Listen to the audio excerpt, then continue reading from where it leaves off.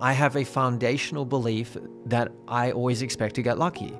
I will be the odd one out. Chris is the definition of the lucky boy Someone syndrome. has to be. I actually pulled over on the highway and I had to write this down because he just said, always expect to get lucky. You don't have to maybe get outside of your comfort zone in your physical reality right now, but what happens if you just decided to get out of your comfort zone in your mental reality? The Mindspo podcast.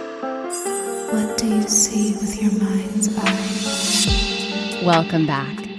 Let's elevate. Roll your shoulders up and back. Unclench your jaw. Elongate your spine as you take a deep breath in. And now, exhale. Now take your mind to that person, place, or thing that you have gratitude for, and start to feel into the joy available to you at all times. Elevate into a higher vibration as we expand together and dive into this conversation.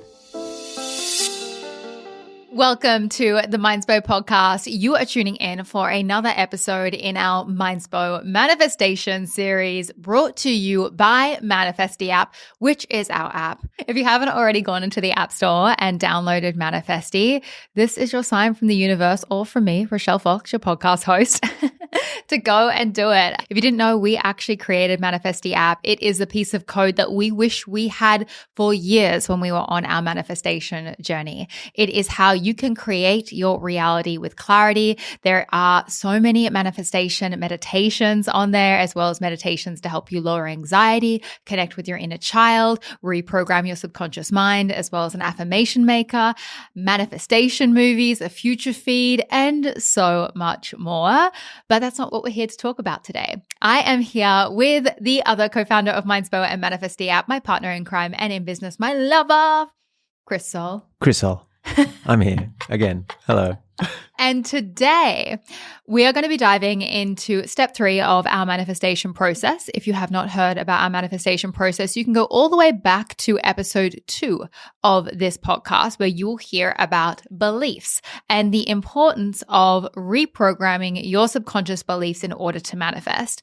And often on this podcast, we talk about beliefs because it's really, really important to look at your beliefs, to analyze your beliefs, to let go of limiting beliefs, and to create new empowering beliefs.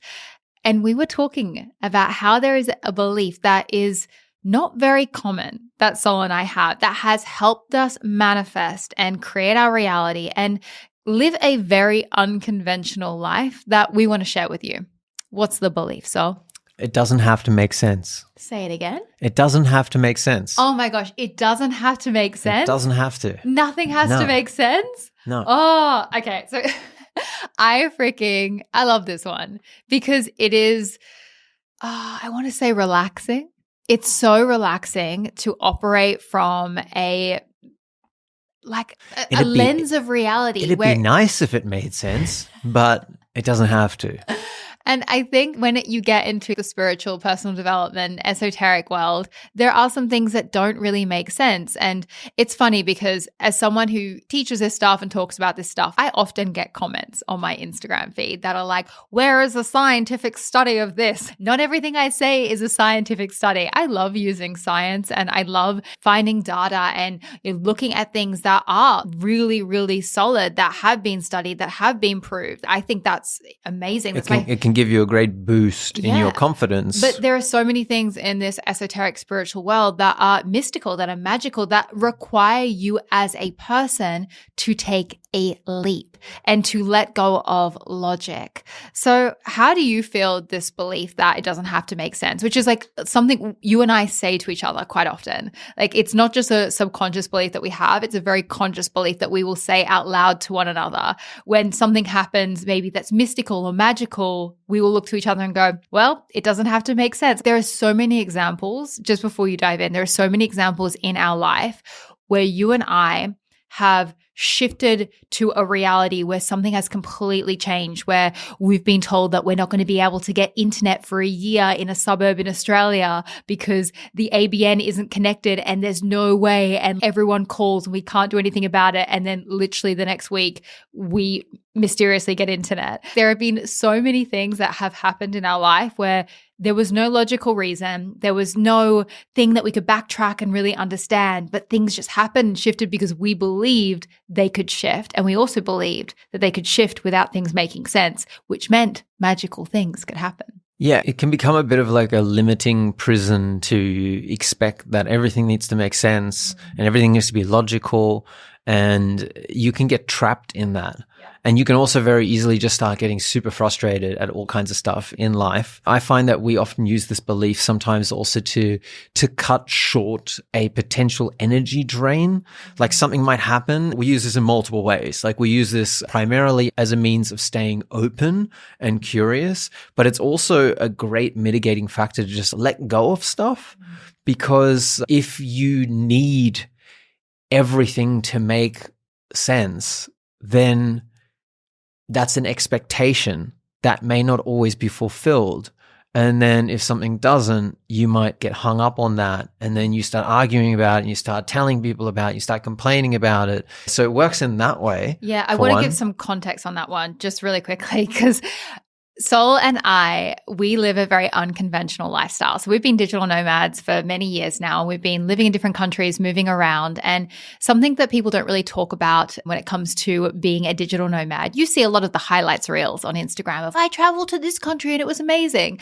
Behind the highlights reel of being a digital nomad, there is a lot of paperwork. There's a lot of logistics that you have to figure out. And there are a lot of rules and regulations and just things that come with that lifestyle that sometimes don't make sense. Like maybe you'll go to a country where the laws are just like not making sense, or the visa process is like, what? How does this work? And we really use this sometimes to allow ourselves not to get stuck in the nitty gritty, to overanalyze and to get frustrated with these things that pop up into our reality. And we just release them by literally saying, well, it doesn't have to make sense. And the minute we do that is the minute we stop focusing all of our energy and our attention on trying to figure out why things are the way they are. It's like you're trying to change the things you can't change. Yeah, I think that a classic thing is we always say it's like control the controllables and surrender the rest. That is one of my core beliefs and how I operate at life. So if it is not within my control, then I can quite often go, well, it doesn't have to make sense. I can just let it go. So that's one way we use it, which really allows us to have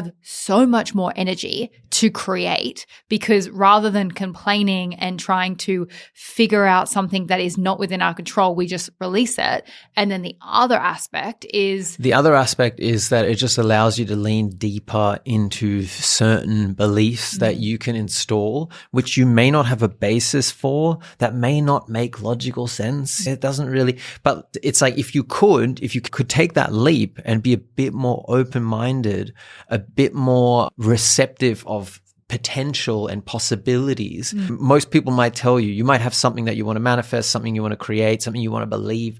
And maybe people around you are a bit more physically focused are just like, that doesn't make sense. That doesn't make sense. Why would that happen? And you could just be like, well, it doesn't have to make sense, you know? And in fact, something I would highly encourage if you are in that situation, you find yourself getting into sparring matches with people who don't believe in the possibility, who think everything needs to make sense and everything needs to be logical and everything needs to be scientifically proven, then that can become a real big waste of your potential.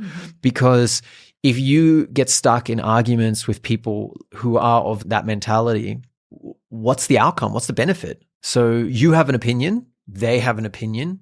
They have an extremely high burden of proof. It needs to have been isolated and documented and peer reviewed and repeated in a laboratory and whatever else. And then, well, that's impossible for this thing. Like I always say, it's in order to scientifically prove something, you're going to have to put mad scrutiny under it. You're going to have to capture it. You're going to have to take photos of it and put it in a lab, reproduce it most of all. Well, what about all the things that happen once?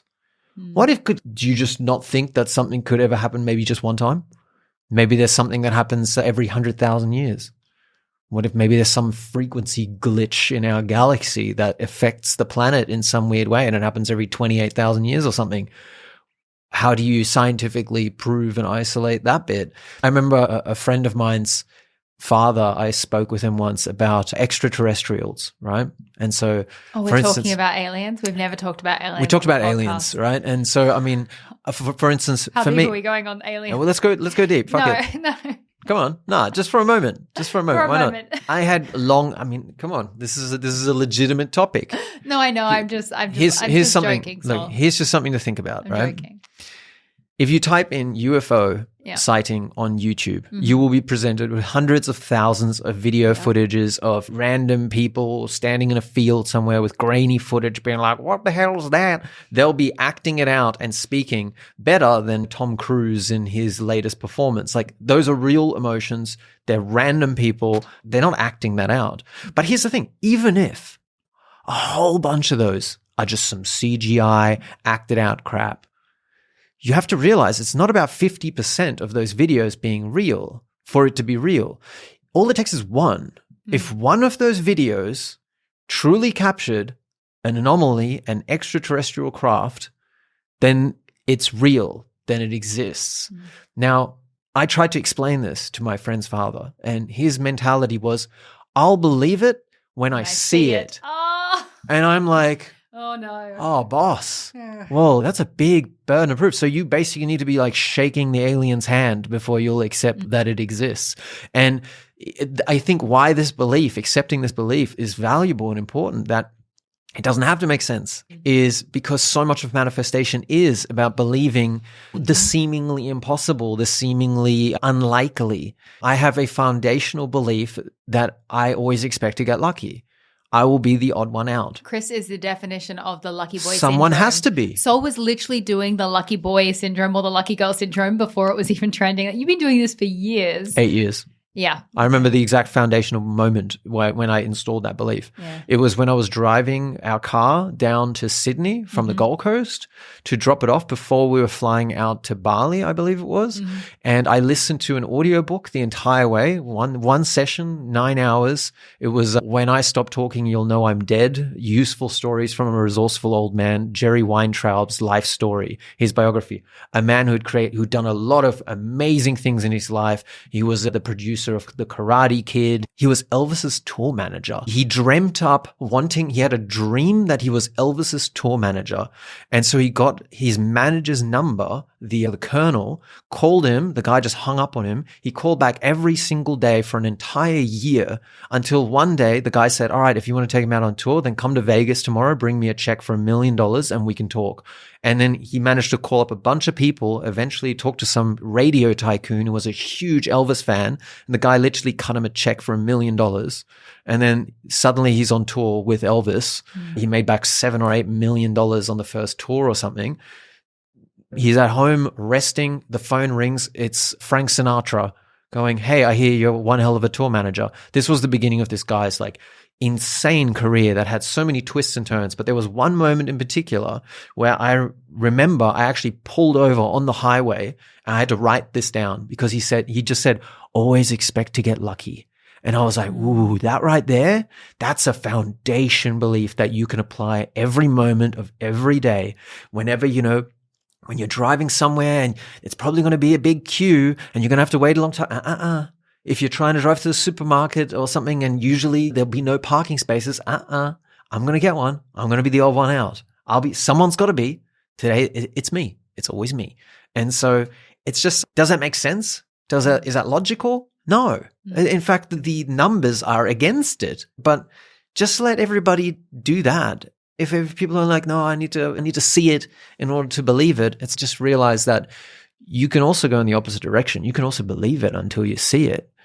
And I think going back to that. So the idea of believing it until you see it, for me, that is visualization. So when it comes to creating your reality, visualization, seeing things in your mind's eye, that is such a powerful thing to remember. If you can see it in your mind's eye, I believe, then you can bring it into reality. You can bring it to life. So allow yourself to play with the things that you're like, oh, I don't know if that could happen. It's maybe you can't see that happening for you right now, but can you see it in your mind? Can you play with that idea? Take the lid off your dreams. And I feel like with this whole entire concept, it's like you have to allow yourself to think bigger. You have to allow yourself to have a bigger thought, expand, and to really allow yourself to stop putting yourself in the limiting belief bubble that you have been conditioned to stay within. And you don't have to maybe get outside of your comfort zone in your physical reality right now. But what happens if you just decided to get out of your comfort zone in your mental reality?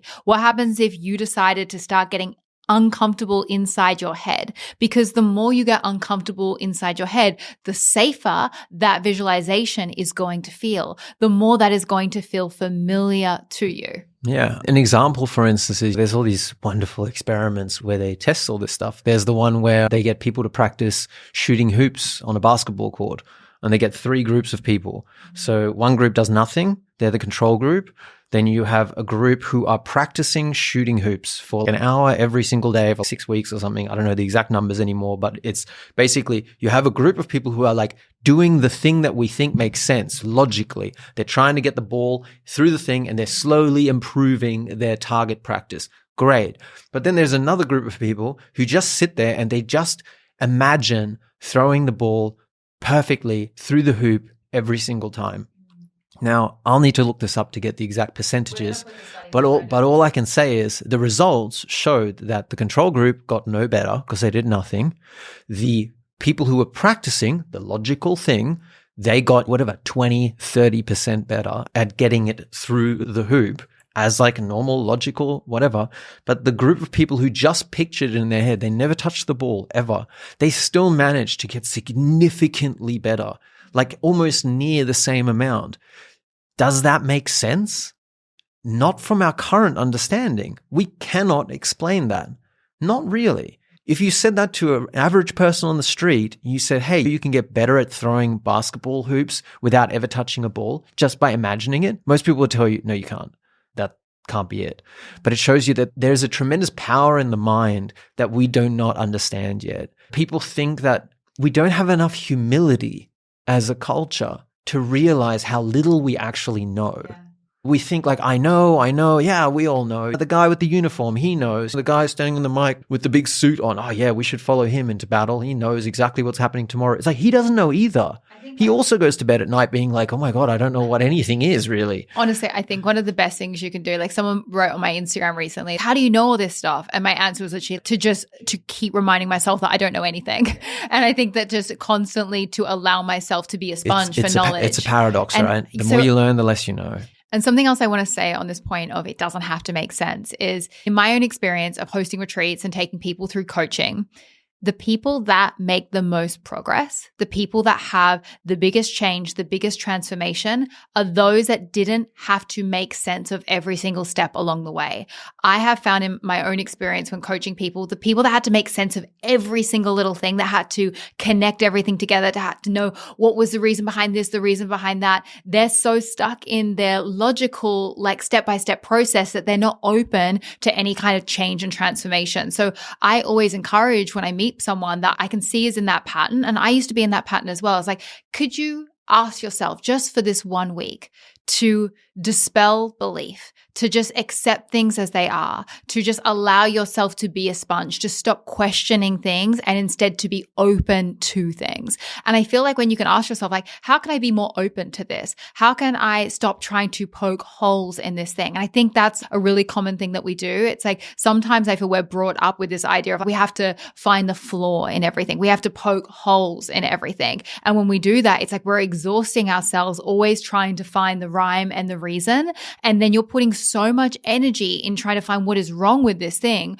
rather than being open to the possibility that, you know what, this could just be a different result. Like this could just be a random anomaly. Like this could be a shift. And I think that's just really important to remember as well, because when you think about these beliefs, it's like these beliefs can serve you in so many different ways. And when you have these like strongholds in your head that everything has to make sense, I have to have a step-by-step process of everything, it can just close down the possibilities for you. I feel like so much of manifestation is actually opening your eyes to the possibilities of what could be possible and taking away away the conditioning and the clutter that you have been applying onto your mind. It's so much of manifestation, as I always say, is letting go. You went to school, right? And in school, everything had to make sense. This is why we do this, and this is why we do this. You're not in school anymore. This is the world. This is life. You don't have to be in that conditioned container. You can open your mind. You can expand. And I think that this is just a classic thing of coming back to one of the core foundations of this podcast and Mindspo is being curious, having an open heart and a curious mind. And something I just want to say here as well, it's like with everything, you have to find the middle. So this isn't about living in complete ridiculousness and nothing needs to make sense at all anymore. And we don't need to follow any social constructs and established ways of being, etc. That's not it.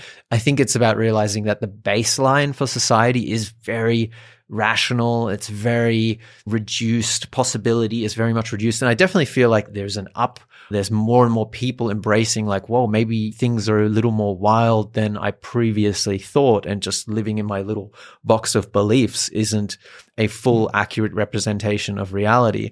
So it's not about taking this to the 8th degree, but it's about not taking rationality to the 8th degree, where every single thing needs to be rationalized and documented and structured. It's more about when I look at nature, I look at the fact that you can learn so much from observing nature. So think about an acorn that turns into an oak, right? A tiny little thing that falls on the ground and somehow ends up below the surface, and then it sprouts and it keeps going. And within a couple hundred years, this thing has turned into a gigantic tree.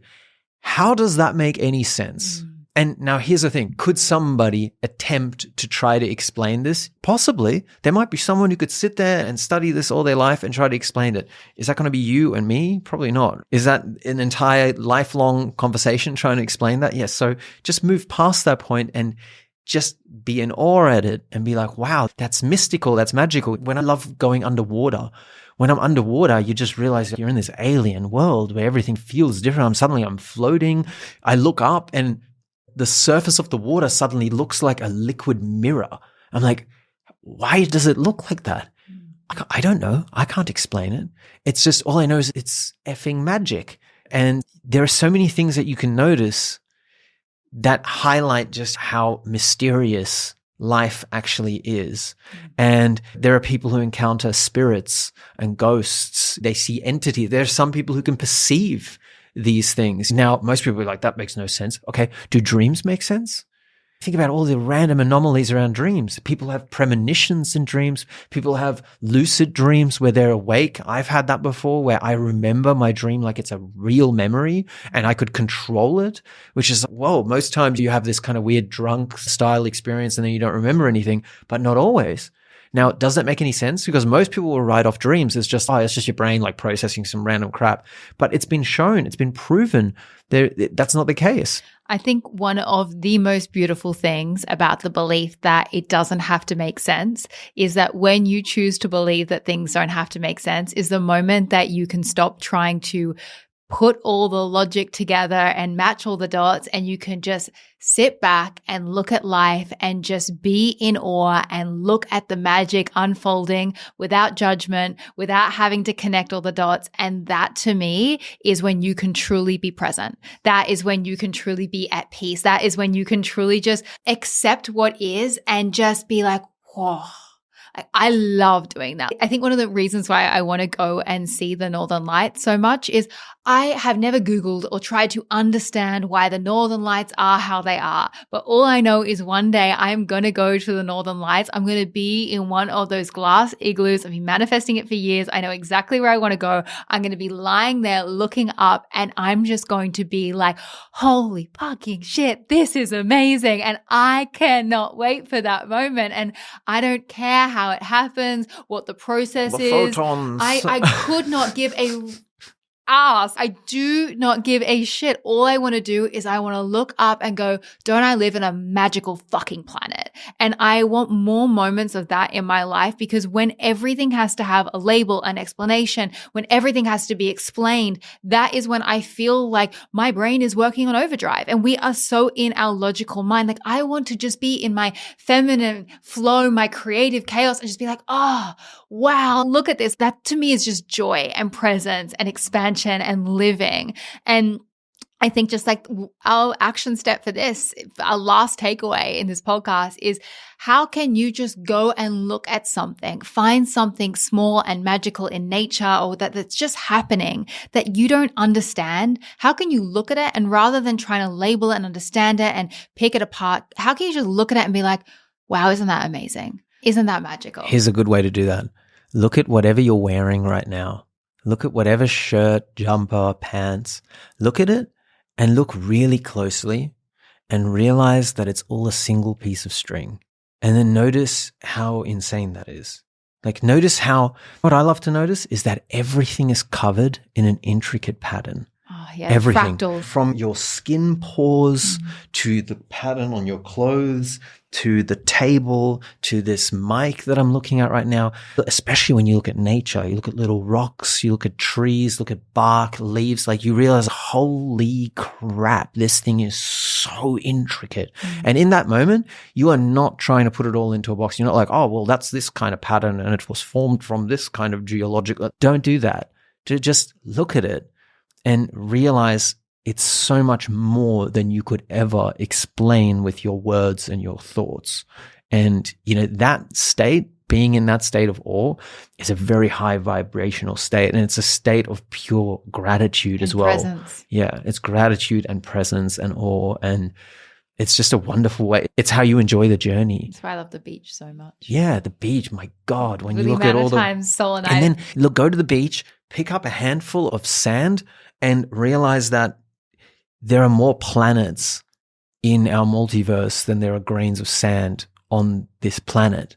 And just let yourself, just mind fuck yourself for a moment with that, because that makes no sense. Do you know what I mean? That makes no sense. And it doesn't have to. Amazing. Baby, thank you so much for joining me for this out-of-the-box conversation. These are the conversations that I love having. These are the sorts of conversations that why we started this podcast, because this is literally what we talk about, like just hanging around the house, deep diving with the souls. Thank you so much for listening. If you enjoyed this conversation and you feel like someone else could just use a little mental break from their usual programming and look at things from a different perspective, then share this podcast on your Instagram stories and tag us. I am at Rochelle_Fox. This is at Mindspo, and Soul is Chris Soul. We're sending you so much love, and we will see you in the next one. Thank you for joining me for this episode. You can discover more from Mindspo on Instagram and TikTok by following at Mindspo and myself at Rochelle_Fox. If this episode inspired you, then please pass it on and share the love. And if you're new to our world and you want to elevate your mind and step into your best self, then be sure to download our app, Manifesty, from the App Store and take advantage of the free trial. With Manifesty, you can create your own vision board movies, practice powerful meditations, and set affirmation reminders so your phone supports your journey towards that abundant vision of your future. And lastly, always remember, you create your own reality. So go and make some magic.